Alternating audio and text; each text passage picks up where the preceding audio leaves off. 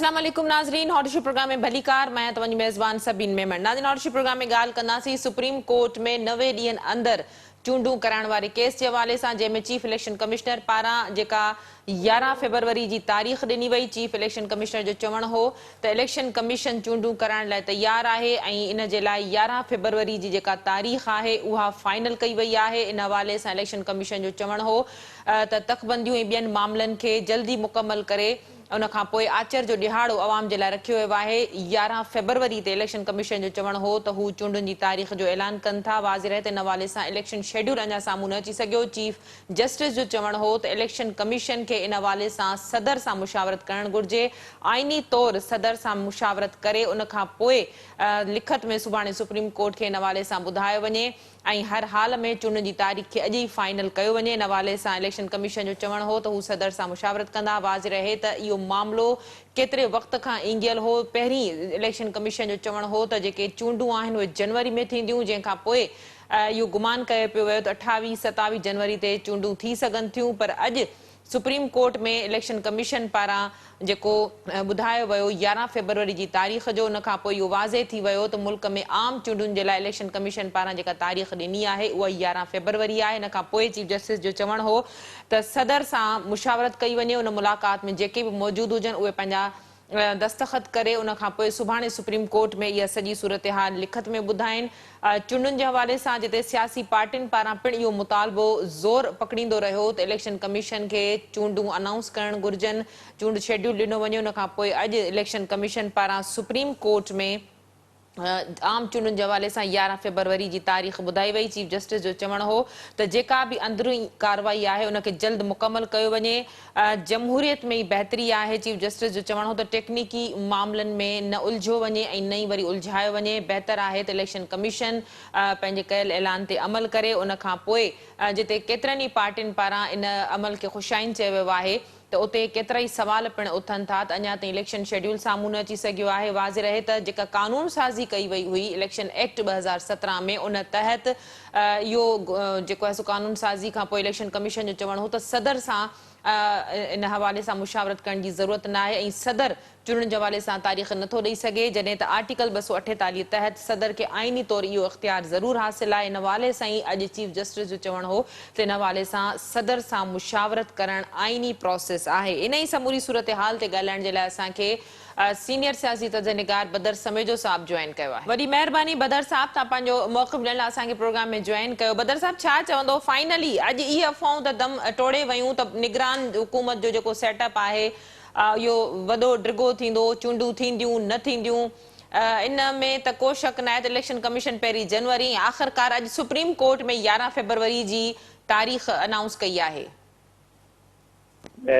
सभिन असल में इफ बट त तमामु घणा लॻाइण जी कोशिश कई बि वई आहे। तव्हां इन कार्रवाई जे दौरान बि महसूसु कयो हूंदो ऐं जंहिं अंदाज़ सां सुप्रीम कोर्ट ऑर्डर जारी कयो आहे त हीअं कयो ऐं पोइ हीअं अची ॿुधायो ऐं सभिनि जूं सयूं हुजनि, इहो इन इन इन अमर तरफ़ इशारो करे थो त सुप्रीम कोर्ट इहा ॻाल्हि सम्झे पई त इन कम खे अंजाम ते पहुचाइण लाइ बि तमामु घणा हिच विच ते अची सघनि था। पर असल में जेकी ख़ासि करे 21 अक्टूबर खां पोइ हिकिड़ी जेकी नई सिचुएशन डेवलप थी आहे, उन सिचुएशन अदर देन नून लीग जे बाक़ी जेके बि सभु पार्टियूं आहिनि, ख़ासि तरह जेके वॾियूं पार्टियूं आहिनि, उन्हनि में इन सदस्यनि खे तमामु घणी तकलीफ़ पहुचाई हुई त हे जेको इलेक्शन जो डिले आहे इहो रुॻो इलेक्शन जो डिले न आहे, इहो हिकिड़ी ख़ासि पार्टीअ खे स्पेस ॾियण जी कोशिशि कई वई आहे त जीअं हू जेको उनजो सोकॉल्ड डैमेज थियो आहे पोयनि ॾींहंनि में, हू उनखे न सिर्फ़ु उन डैमेज खे रिपेयर कनि पर उनखां सवाइ जेके हिकिड़ो ट्रेडिशनल इतिहादी, तव्हां जेके नवाज़ शरीफ़ जी प्रीवियस पॉलिटिक्स खे ॾिसो त हुनजो हिकिड़ो ख़ासि अंदाज़ रहियो आहे। सिंध में बि जेके बि अदर देन पीपुल्स पार्टी नंढा नंढा ग्रुप आहिनि, फर्द आहिनि, MQM आहे, उन्हनि सॼनि खे हू पाण सां मिलाईंदो आहे। बलोचिस्तान में त हिकिड़ो ख़ासि अंदाज़ आहे, उहे माण्हू रेडी हूंदा आहिनि, जिथे बि मुक़्तदर धुरनि जी रासको हूंदो आहे उनखे जॉइन कंदा आहिनि, जीअं लास्ट टाइम PTI खे जॉइन कयूं। इन तरह जे कम में नून लीग तमामु तेज़ी सां एक्टिव थी वई ऐं हाणे ज़रूरत इन ॻाल्हि जी हुई त इलेक्शन जल्दी थिए त जीअं कम अज़ कम फेयर प्ले थियण जा कुझु न कुझु चांसिस हुजनि। लिविंग प्लेइंग फील्ड जे बारे में बि तव्हां ज़रूरु ॿुधो था त शिकायतूं आहिनि। जी इन हवाले सां इहा ॻाल्हि कई वई आहे। मां सम्झां थो त अञा इन में जेतिरो हिच पैदा करण जी कोशिशि थी सघे थी उहा करण जी कोशिशि कई वेंदी। इहा ॿी ॻाल्हि आहे त सुप्रीम कोर्ट जो रवैयो इंतिहाई संजीदा आहे ऐं मां ईअं सम्झां थो त तमामु ज़रूरी बि आहे त जेकॾहिं इलेक्शन थिए थी त मुंहिंजे ख़्याल में इहो हर आम माण्हू जी ख़्वाहिश रही हूंदी। जी बदर साहब, ज़ाहिर आहे जेकॾहिं चूंडूं थियनि थियूं ऐं फ़ैसिलो बरक़रार रहे थो, जंहिंजो रिटन में बि सुप्रीम कोर्ट जे चीफ जस्टिस चयो आहे त असांखे जेके जेके माण्हू उन मुलाक़ात ऐं मुशावरत में मौजूदु हुजनि त उहे रिटन में पंहिंजूं जेके आहिनि सिग्नेचर्स कनि उहे जमा करायो वञे त क्रेडिट ज़रूरु सुप्रीम कोर्ट खे वेंदो। ॾाढो पॉज़िटिव सुप्रीम कोर्ट जो जेके रूमर्स हलनि पिया त उन्हनि खे ख़तमु करण में सुप्रीम कोर्ट जो ज़रूरु असांखे किरदारु नज़र अचे थो। क्रेडिबिलिटी तव्हां इलेक्शन कमीशन जी छा था ॾिसो? पहिरीं जनवरी जो चयो वियो त इलेक्शन कमीशन ई पारां प्रेस रिलीज़ जारी कई वई हुई जॾहिं इंतरा जा मामला थिया हा त जनवरी में ई जेके आहिनि से जॾहिं सदर आरिफ अलवी कंहिं टीवी चैनल ते इंटरव्यू ॾिनो त उनखां पोइ प्रेस रिलीज़ हुनजे ॿिए ॾींहुं जारी कई वई हुई त इलेक्शन कमीशन पारां त चूंडूं जनवरी में थींदियूं, पर तारीख़ तॾहिं बि न ॾिनी वई। पर बहरहाल 11 फेबरवरी जी तारीख़ ॾिनी वई आहे। इलेक्शन शेड्यूल अञा बि साम्हूं न अची सघियो आहे। जी इहो मां जीअं अर्ज़ु कयो त इन में इफ़ ऐं बट वरी बि लॻंदा ऐं कोशिशि इहा ज़रूरु कई वेंदी त असल में ख़ुदि सुप्रीम कोर्ट ते बि इन तरह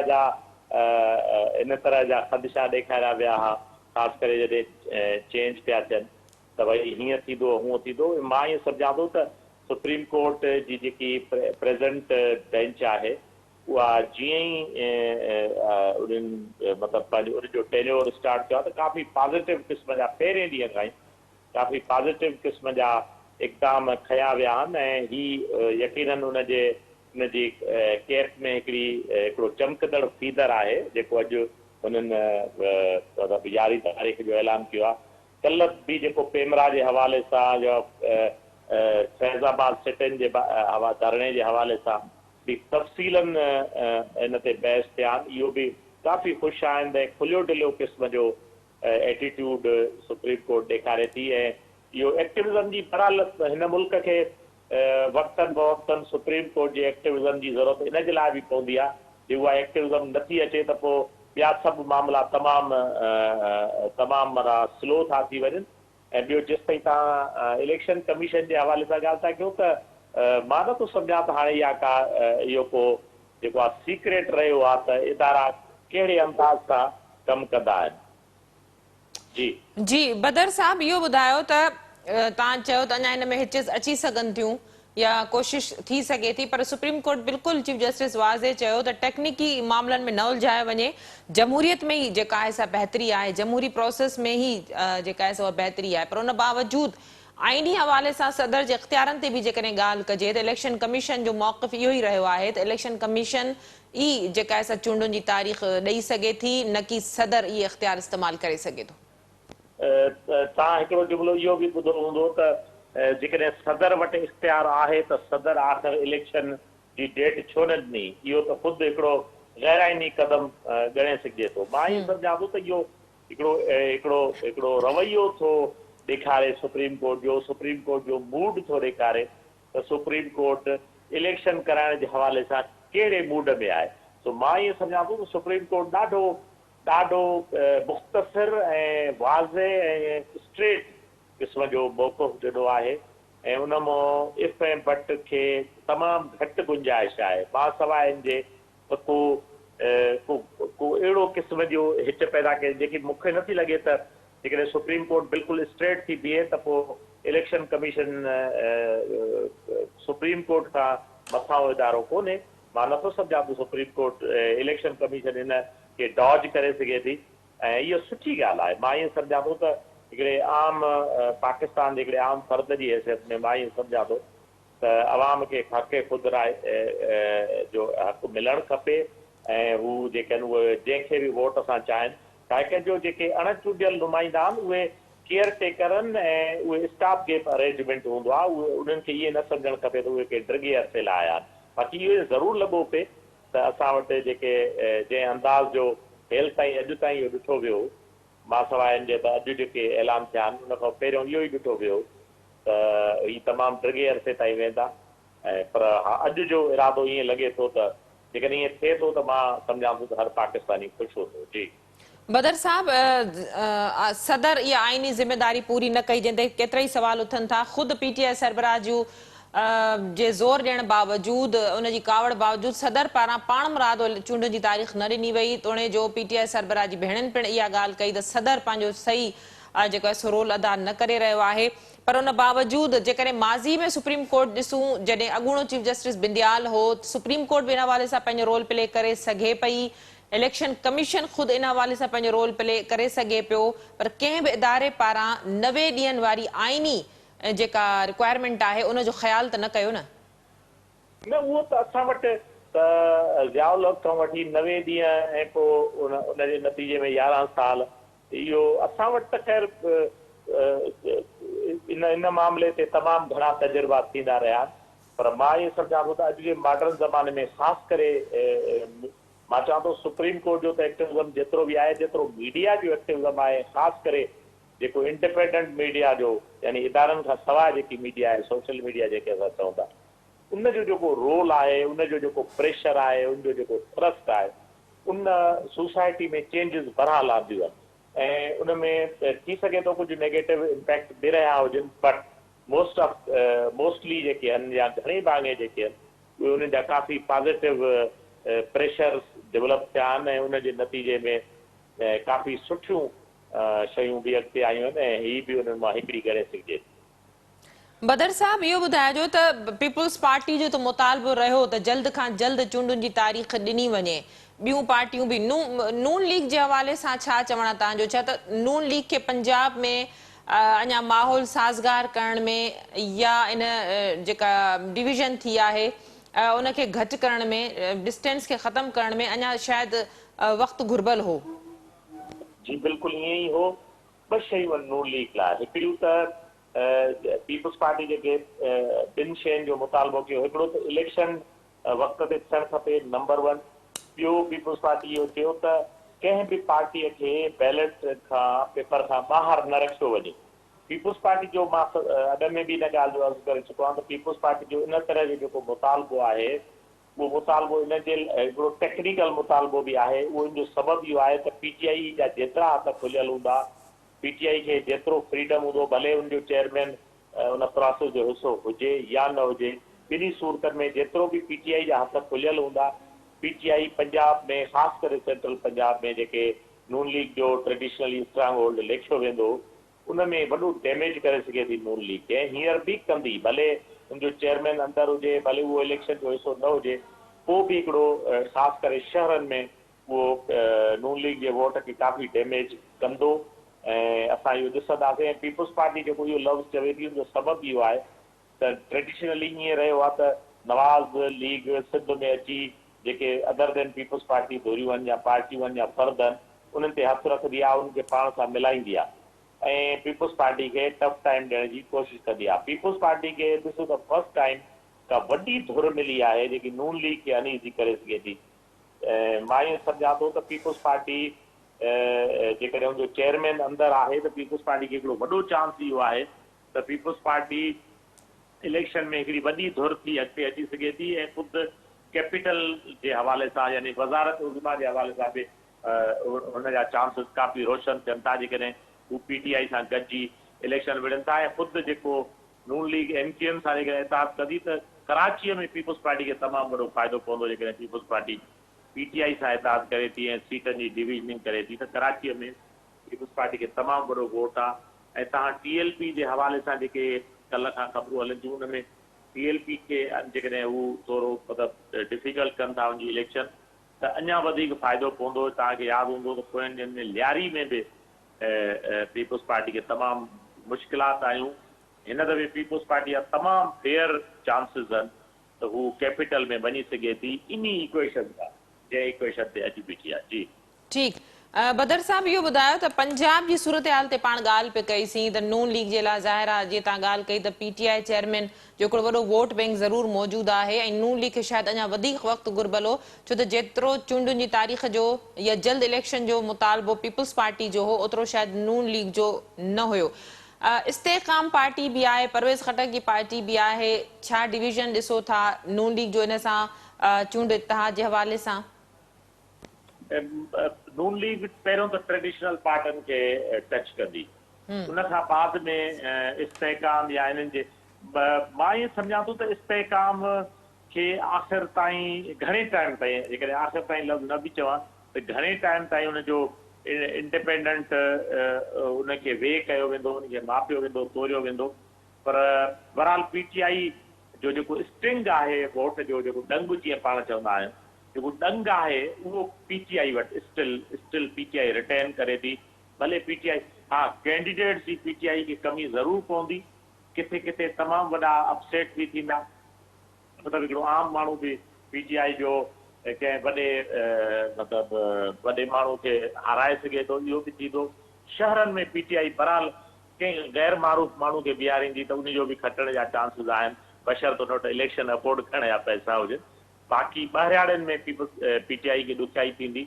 साउथ पंजाब में त डेफिनेटली प्रो एस्टेब्लिशमेंट ई माण्हू हूंदा आहिनि तक़रीबन। तो बहरहाल इहो त नून लीग खे काफ़ी मुश्किल थींदी। काफ लीग अंदरूने खाना परवेज़ इलाही ऐं Chaudhry Shujaat definitely they are family, सो अंदरूने खाना उहे मिलंदा। ऐं मां ॾाढी पीपल्स पार्टी जे हवाले सां ॾाढी फेवरेबल सिचुएशन ॾिसां थो।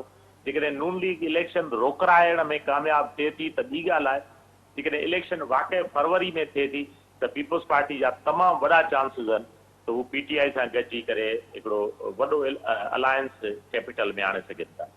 वरी महिरबानी बदर साहब, तव्हां पंहिंजो तस्दीर ॾियण लाइ असांखे प्रोग्राम में जॉइन कयो। नाज़रीन, अॼु जीअं ई इलेक्शन कमीशन पारां सुप्रीम कोर्ट में चूंडुनि जे हवाले सां 11 फेबरवरी जी तारीख़ ॿुधाई वई आहे, उन खां पोइ इन ॻाल्हि ते बहस छिड़ी चुको आहे त अल्टीमेटली इलेक्शन कमीशन पारां 11 फेबरवरी जी तारीख़ ॾिनी वई आहे ऐं सभिनी पार्टियुनि पारां जेका डिमांड कई पई वई इलेक्शन कमीशन खां, त इलेक्शन कमीशन जे ऐलान खां पोइ हाणे चई सघिजे थो त मुल्क में चूंडुनि जे हवाले सां जेके ख़बरूं हुयूं त निगरान हुकूमत जो सेटअप अञा वधी सघे थो, उनखे ड्रेग ॾेई सघिजे थी या के ॿिया मामला चूंडूं थींदियूं न थींदियूं, उहे सभई अफ़वाहूं दम टोड़े वयूं आहिनि ऐं फाइनली इहो जेको आहे सो मैसेज वियो आहे त चूंडूं थींदियूं ऐं 11 फरवरी ते ई चूंडूं थींदियूं। प्रोग्राम जे सिलसिले खे जारी रखंदासीं। वक़्तु थियो आहे मुख़्तसिर वक़फ़े जो, वठूं था वक़फ़ो।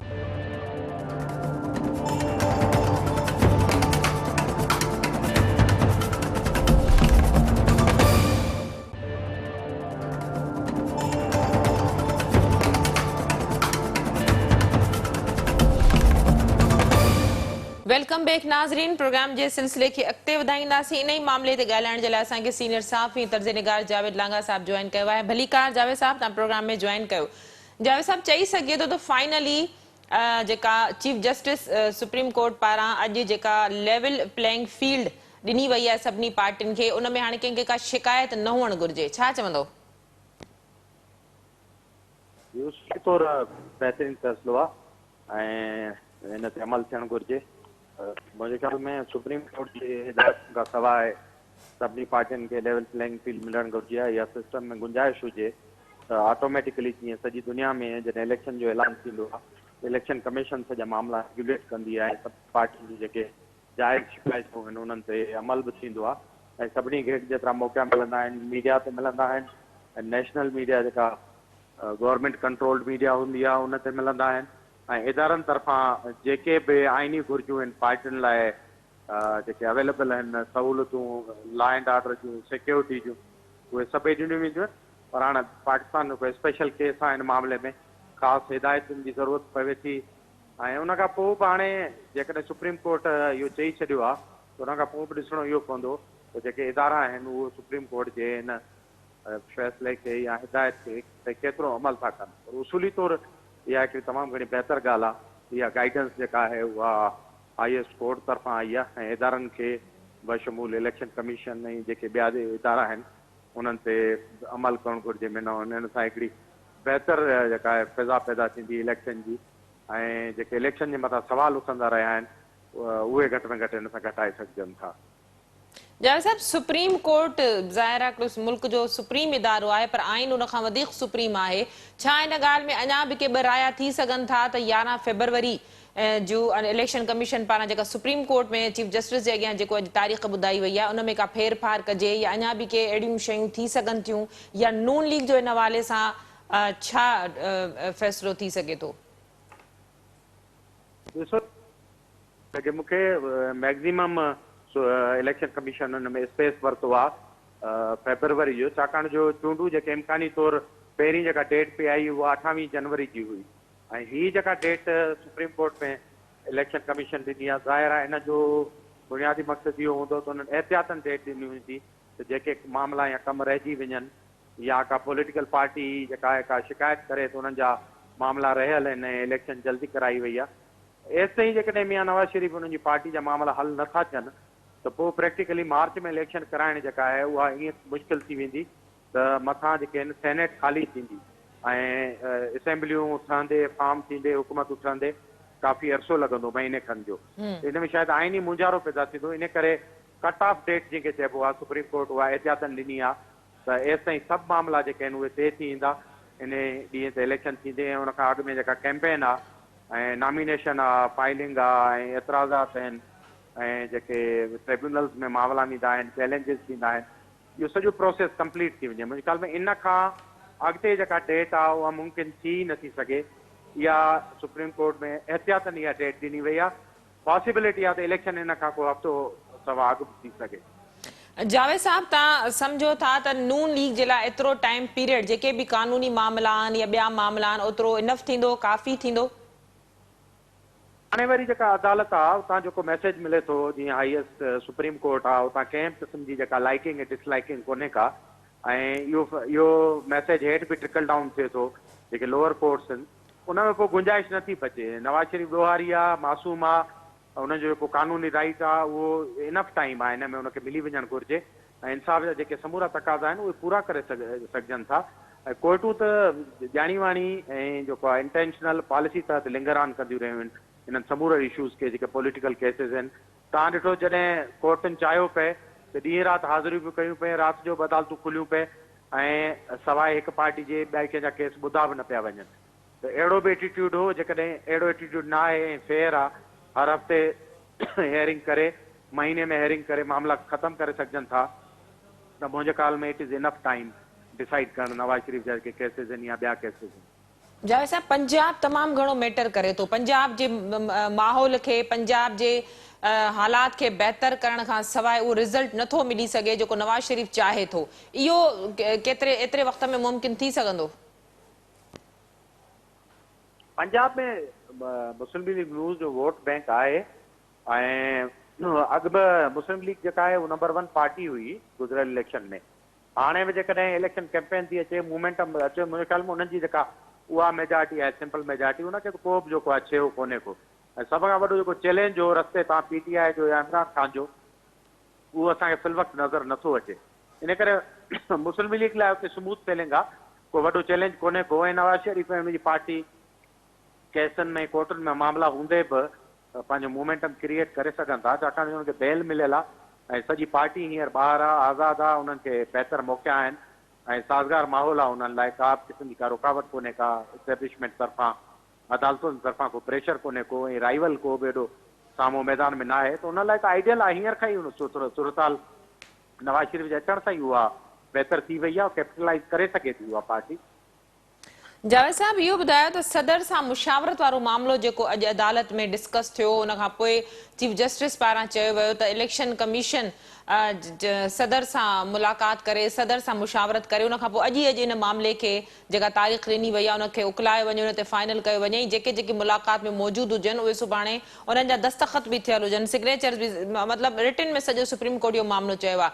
पर इलेक्शन कमीशन जो इहो मौक़िफ़ रहियो शुरू खां वठी त इहो इख़्तियार इलेक्शन कमीशन जो आहे। पर आइन जे तोड़े इन हवाले सां कानून साज़ी बि कई वई, पर आइन जे आर्टिकल 248 तहत आइनी तौरु इहो इख़्तियार पोइ बि सदर वटि आहे। ॾिसो, सुप्रीम कोर्ट जो हाणोकी सुप्रीम कोर्ट आहे काज़ी फयाज़ ईसा जे अंदरि जेका आहे, उनजो हिकिड़ो माइंड सेट आहे। उहा मुशावरती अमल खे कलेक्टिव करणु थी चाहे ऐं सदर जो ज़ाती किरदारु छा बि हुजे, पर आइनी किरदार खे नज़र में रखंदी कोर्ट इहो फ़ैसिलो ॾिनो आहे। इहा बहितर ॻाल्हि आहे। उन उहिदे ते केरु वेठल आहे रिगार्डलेस ऑफ दैट, असल में जेको हेड ऑफ स्टेट आहे, रियासत जो सरबराह आहे, आइनी मामला उनजे हथां थियनि था, त मुंहिंजे ख़्याल में कोर्ट जेको आहे उन उहिदे खे ऑनर कयो आहे ऐं उन जेको आहे प्रोसेस खे रिवाइव कयो आहे ऐं सभिनी इदारनि खे रिविज़िट करण लाइ चयो आहे पंहिंजो पंहिंजो एटीट्यूड। ऐं जहिड़े क़िस्म जी सर्द जंग हुई ऐं सदर हिकिड़ो पार्टीज़न थी वियो, उनजा समूरा फ़ैसिला उनजा क़दम पार्टीज़न थी विया, इन सां तमामु घणो सिस्टम खे नुक़सानु रसियो। त कोर्ट जो जेको ख़ालिसतन कोर्ट जो जेको आहे मूव मुंहिंजे ख़्याल में उनजे पुठियां जेको इंटेंशन आहे उहो इहो ई आहे त सदर खे आइनी तौरु ऑन बोर्ड वरितो वञे, जीअं सुभाणे इन में का गुंजाइश न रहे त कंहिं बि इदारे जेको आहे कंसल्टेशन जे अमल में कंहिं बि आइनी उहिदे खे जेको बाईपास करे पंहिंजे सिर फ़ैसिलो कयो। कोर्ट अहिड़ो प्रेसिडेंटेड जेको नथो मिसाल क़ाइमु करणु चाहे घटि में घटि ही चीफ जस्टिस ऐं ही जेको टेन्यूर आहे। इन करे बहितर इहा शइ आहे, अॻु में जेको थियो आहे हिक ॿिए खे क़बूल करणु न क़बूल करणु, जेके बि आइनी इदारा आहिनि, इलेक्शन हिकिड़ो तमामु वॾो जेको आहे सो अमल ऐं मूव आहे। उन में जेकॾहिं सभु ऑन बोर्ड हुयो ऐं जॾहिं डेट बि अची थी वञे त पोइ का बि गुंजाइश नथी रहे इन अमल में। सदर जो त आहे सेरिमोनियल रोल ऐं हुन रोल में जेकॾहिं हुनजी सही या अंगूठे जो निशान लॻे थो त सिस्टम जी लाइ हिकिड़ो बहितर अमल आहे। जावेद साहब, सदर खे आइनी तौर इख्तियार हुआ पर सदर पारां चूंडुनि जी तारीख़ जो ऐलान न कयो वियो। इलेक्शन कमीशन जो चवण त इख्तियार उन वटि पर उन बावजूद इलेक्शन कमीशन बि इन जो ऐलान न कयो। मासवा इन जे जनवरी में चूंडूं थींदियूं, तारीख़ कोन ॾिनी वई हुई। हाणे जेका मुशावरत वारो माहौल आहे इन में जेको आहे सो जेको बि फ़ैसिलो थिए, जेका ॻाल्हि ॿोल थिए, उन ते को तकरार ॾिसो था या इहो मामिलो अफ़ाम तफ़हीम सां हल थी वेंदो? हाणे तकरार जी गुंजाइश तमामु घटि आहे ऐं तकरार करण वारी जेका पार्टी हुई त हर मामले ते तकरार कंदी हुई, उहा हिन पोज़ीशन में कान्हे का। हुन जी लीडरशिप घणी जेल में आहे, घणी अंडरग्राउंड आहे ऐं जेका ॿी ॿाहिरि आहे उहा हिन पोज़ीशन में कोन्हे का। उहा मिंथमेड जी रिकन्सिलेशन जी ऐं हुननि में पंहिंजो जेको सिर बचाइण जी हिन में लॻी पई आहे। हाणे ऑन ग्राउंड टकराव में केर बि कोन्हे। पीपुल्स पार्टी ज़ाहिर बचे थी जेका उहा इलेक्शन जी त कंहिं बि अमल जी जेका मुखालफ़त न कंदी, छाकाणि हुन जो पंहिंजो मौक़िफ़ इहो आहे त इलेक्शन जेतिरो जल्द थी सघे फ्री एंड फेवर जेको फेयर माहौल में हुजे ऐं लेवल प्लेइंग फील्ड हुजे, त बाक़ी कंहिं बि पार्टी खे को एतिराज़ न हूंदो। सदर जो जेको आहे आइनी नामीनल उला उनखे जेको कंसल्टेशन में शामिलु कयो थो वञे त पोइ त का बि गुंजाइश नथी रहे त दुफेड़ करण वारी हाणे त का बि पार्टी नथी रहे, छाकाणि सभु पार्टियूं इलेक्शन जी चाहिनि। मुस्लिम लीग नून खे जेकॾहिं फेबरवरी जी इन डेट ते इलेक्शन जी थिए त हिकिड़ो मैक्सिमम टाइम आहे, पोइ त कंहिं बि क़िस्म जो एक्सक्यूज़ कोन्हे सवाइ हिकिड़ी नागानी सूरत हाल जे जेका मुनमान जी अहिड़ी सूरत हाल हुजे इतफ़ाक़ी तौर ते जेका बज़ार नथी लॻे पई, को एॾो वॾो को मुल्कगीर चैलेंज थी सघे थो मुनमान जी सूरत हाल ते जिन सां इलेक्शन मुतासिर थी सघे, त मुंहिंजे ख़्याल में को का वॾी रुकावट कान्हे का इन्हनि मामलनि में। इहे रोज़मर्रा जा मामूल जा जेके इशूज़ आहिनि, आइनी तक़ाज़ा पूरा करणु, घुर्जूं पूरियूं करणु, कंसल्टेशन करणु, इहे जेकॾहिं थी वञनि त पोइ का बि मेजर हिकिड़ी रुकावट जेका आहे इलेक्शन जे सिस्टम में असांखे नज़र नथी अचे।